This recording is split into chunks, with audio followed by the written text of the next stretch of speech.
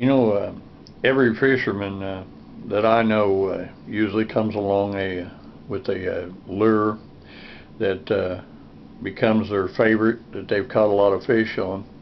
This lure right here, if you can get a look at it, is a Keystone Jig. This right here is a 1/16 ounce size, approximately an inch long. Uses a jig head of this size right here, and then it jumps on up to 1/8 of an ounce, and this is the perch color of the Keystone Jig Minnow. And then our next size, already has a jig head in it, is the 1/4 ounce, and then it's available all the way up to the 3.5 inch with the number 7 blade, spinner blade on it. And this is even used for larger fish like bass, muskie, and walleye.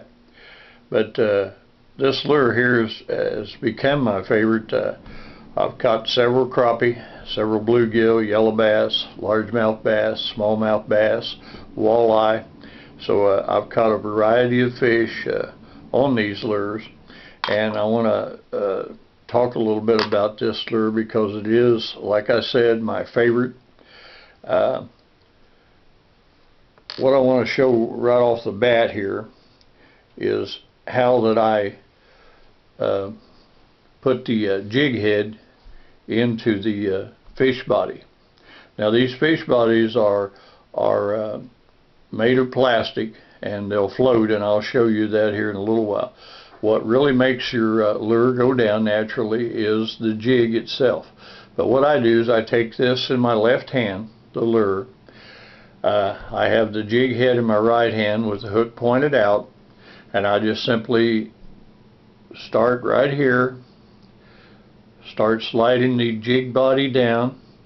And what I want to try to do is I want to try to come out with the hook right behind or right in front of the fin, where that eventually it looks like that right there.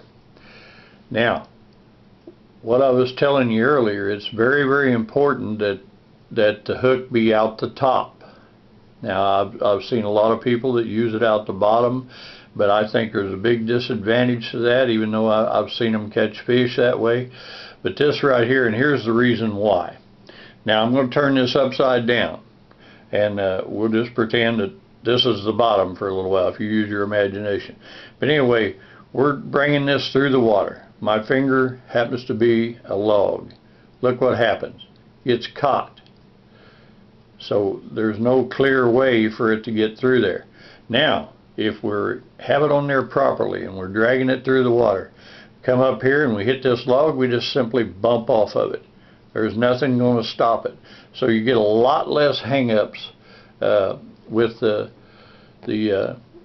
hook, or point of the hook, out through the top, right in front of the fin. That way the length of the body is right up next to the jig head, and it has a natural look. Now, as I said before, this lure floats. What really sinks is the jig. And I'm going to pull this over here. Got a bowl of water here all fixed up, so maybe I can show what I'm talking about. Now, if I drop the lure itself in there, floats right on top of the water. But the one with the jig in it, when it drops in, straight to the bottom. Now, the significance of that, the buoyancy of this lure and the weight of that jig combined together will allow this lure to fall 1 foot per second, or approximately 1 foot per second. Now, the way I do this is I count 1001, 1002, 1003. That should tell me that my lure is approximately 3 foot down into the water. Now, once I locate where crappie are, let's say they're down at between 5 and 6 foot, well, then I'll do the 1001 stuff on 1002, 1003, 1004, 1005, 1006. I should know that this is about 6 foot deep, and that's when I'll start my retrieve. Now, the other thing that I want to show you, a lot of people think, and I'll move this out of the way for a little bit, that it doesn't matter how you tie the jig on. Now, I'm going to use this ring here as an example of the eye of the jig head. Now, me sitting in front of it, 10 o'clock and 2 o'clock looks like here, but with the camera here, we're going to have to reverse it. We're going to have to know that this is 10 o'clock with you looking at it, this is 2 o'clock. That is where you should tie on to the jig head when you go through the eye, either in between the 10 o'clock and the 2 o'clock area. Never really tie to the front or to the back of the eye, and I'm going to show you why here right now. Let's bring our water back over here, and I've got the 1/4 ounce tied up on a line. Now what I'm going to do first, if you'll see, I'm going to have this to the front.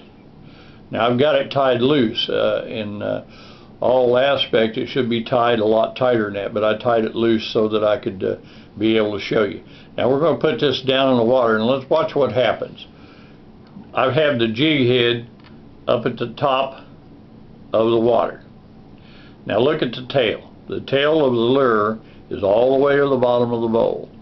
That means that if you have this like set on a bobber and tied on the eye the way that I have it right now, it's going to just hang there. It's not going to look natural. And believe me, fish, they don't hit just anything. If you can make it look more natural, the better off you're going to be. Now what we're going to do, we're going to pull it up out of here.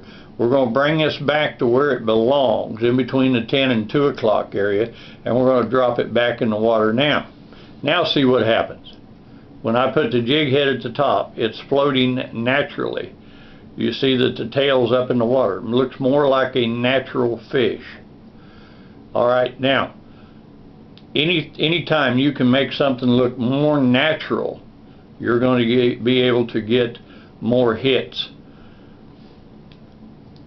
Alright, now, probably the only other thing that I can tell you about this this lure is that it is very versatile, but in presentation, I've found that no matter what the situation is, no matter how warm the water is, that I have better results with a slow to a moderate retrieve of this lure. I've never had too much success, just more or less burning it through the water.